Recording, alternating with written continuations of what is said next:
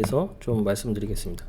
최근에 문의 주신 분이 있어가지고요. 장기적으로 이 종목에 대해서 괜찮게 보고 있는데 많이 들어가도 되냐 이렇게 질문하셨는데 뭐 저의 굉장히 사견입니다만 장기적으로 괜찮은 종목은 아니다 이렇게 좀 생각을 하고요.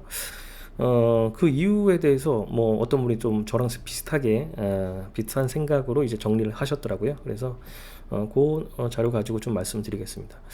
요 분이 그 시킹 알파에서 글 쓰시는 분인데요. 5월 2일 날 리얼티 인컴 팔아야 된다. 이렇게 좀 보고서를 쓰셨고 최근에는 이제 홀드 해야 된다.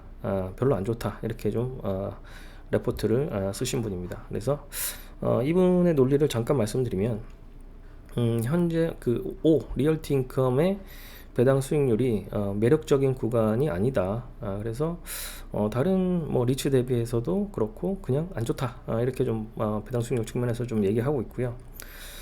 두 번째로는 이제 안전한 채권들, 요즘 안전 채권, 그러니까 미국의 기준금리가 5.5%잖아요. 예, 그래서 미국의 국채 수익률보다도 안 됩니다. 지금 현재 이 5의 배당 수익률이 5.4% 정도거든요. 그래서 다른 대안 그 자산보다 별로다. 이렇게 좀 말씀드릴 수가 있고, 세 번째는 이 그 배당 수익률이라는 게 결국은 이제 모든 리츠가 마찬가지겠지만 선순위로 은행이나 이런 쪽에서 대출을 받고 나머지 부분에서 임대 수익을 가지고 이제 배당을 해주는 거잖아요. 근데 이제 선순위에 이 그 대출 금리가 올라가는 상황이기 때문에 그런 상황에서 상대적으로 어려울 수밖에 없는 구간이다. 결국은 파이낸싱 코스트가 많이 올라가는 거죠, 현재. 예. 그래서 파이낸싱 코스트를 지금 커버하기에 만만치 않은 구간이다. 이렇게 얘기를 하고 있습니다. 일단 배당 수익률 관점에서 좀 말씀을 드리면요. VNQ라는 그 리츠 ETF가 있습니다. 뱅가드에서 운영하는 VNQ ETF하고 이 리얼티 인컴하고 배당 수익률이 많을 때는 한 2% 넘게 이렇게 차이가 납니다. 근데 현재는 1% 차이도 안 나는 거죠. 갭이 많이 줄었다.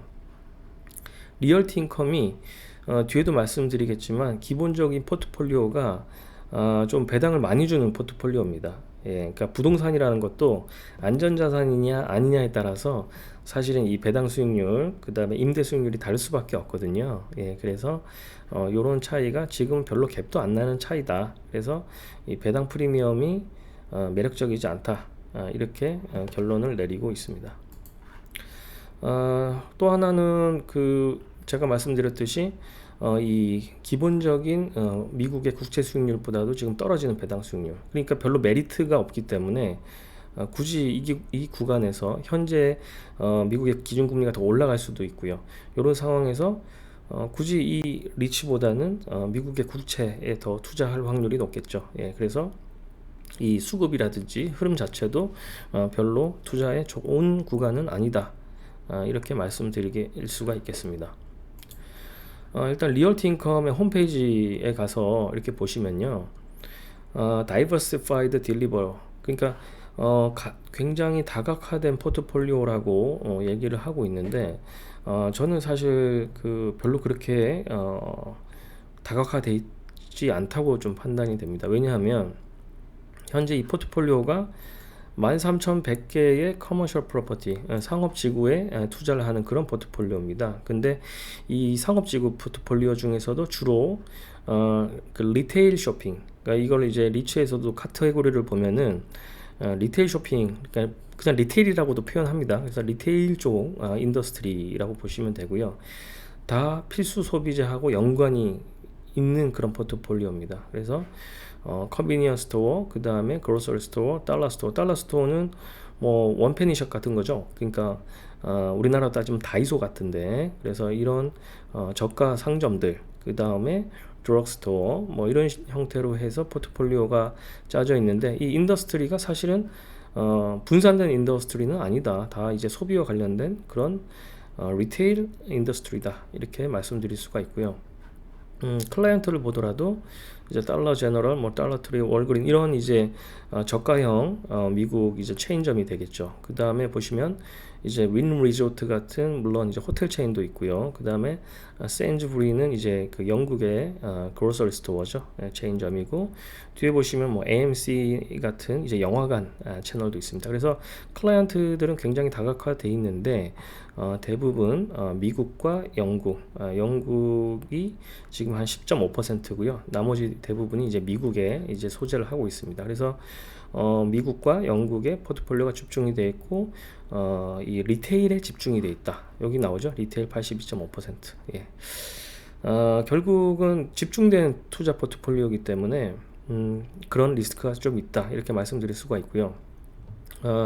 리테일을 제가 좀 안 좋게 보는 이유 중에 하나는 사실은 지금 많은 이 그 유통망이 사실은 온라인에서 오프라인에서 온라인으로 가고 있죠. 그래서 온라인이 굉장히 많은 부분, 특히 이 리테일 부분은 잠식을 하고 있는 상황이기 때문에 이 리테일이 별로 그렇게 전망이 좋은 그 섹터는 아니다. 저는 이렇게 판단을 하고 있고요.